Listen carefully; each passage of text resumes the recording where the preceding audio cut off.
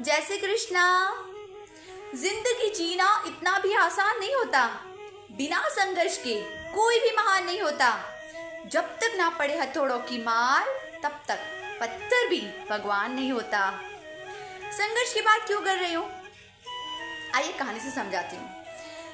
अक्सर लोग कहते हैं ना कि हमने कभी किसी को बुरा नहीं कहा, हमने कभी किसी को अच्छा नहीं कहा, हमने कभी किसी को कुछ कहा ही नहीं है, तो हमारा एंड तो बहुत ब्यूटीफुल होना चाहिए। ऐसा कभी होता है? अगर ऐसा रहता तो भीष्म पितामह का एंड इतना पेनफुल कभी नहीं होता जितना हुआ। आइए कहानी से समझाती हूँ। महाभारत का एक कैरेक्टर है बार्बरीक, जो कि भीम के पौत्र थे और घटोत्कच के बेटे थे।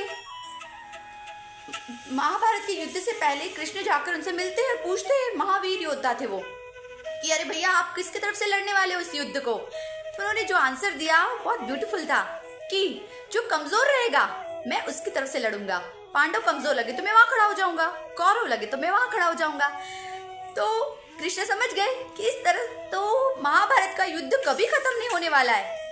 उन्होंने बार्बरीक का सिर काटकर पेड़ से लगा दिया और कहा, भैया यहीं से चुपचाप ये महाभारत का पूरा युद्ध देखते रहना। अब पांडव आते हैं और कृष्ण से पूछते हैं कि आपने ऐसा क्यों किया। वो लोग तो अच्छे होते हैं जो लोगों को सपोर्ट करते हैं, जो ये कहे कि हम कमजोरों को मदद करेंगे। तो कृष्ण कहते हैं कि नहीं, समाज के लिए वो लोग बहुत खतरनाक होते हैं जो या तो सबकी तरफ होते हैं या किसी भी की तरफ नहीं होते। आ रहा है?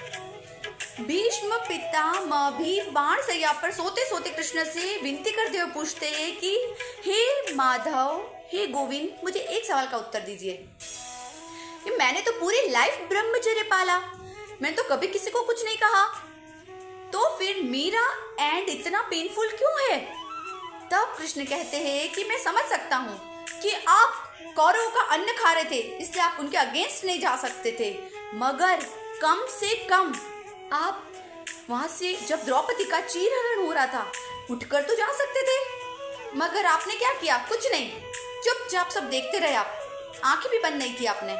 तो ये आपका सबसे बड़ा गुनाह था। तो सोचिए थोड़ा कि हमने तो ऐसी छोटी मोटी कितनी गलतियां की होगी। आ रहा है? इसलिए ये भ्रम से हम निकल जाए कि हम किसी को कुछ नहीं कह रहे तो हम बहुत अच्छे हैं। नहीं, अगर आपको क्लियर ही नहीं है कि क्या सही है, क्या गलत है, क्या धर्म है, क्या अधर्म है, क्या नीति है, क्या अनीति है, सो वेस्ट ऑफ टाइम। हम बस चक्कर खाने के आए हैं यहाँ। इसलिए ऐसे रास्ते बनाइए कि आने वाली जनरेशन उस पर हंसते हंसते चल सके और वो आपको रोज थैंक यू बोले कि हाँ, हमारे धर्म के इतनी मजबूत नींव हमारे बुजुर्ग रख कर गए हैं कि जिस पर हम आराम से चल सकते हैं। ओके फ्रेंड्स, स्वस्थ रहे, मस्त रहे और ऑलवेज मुस्कुराते रहे। राधे राधे।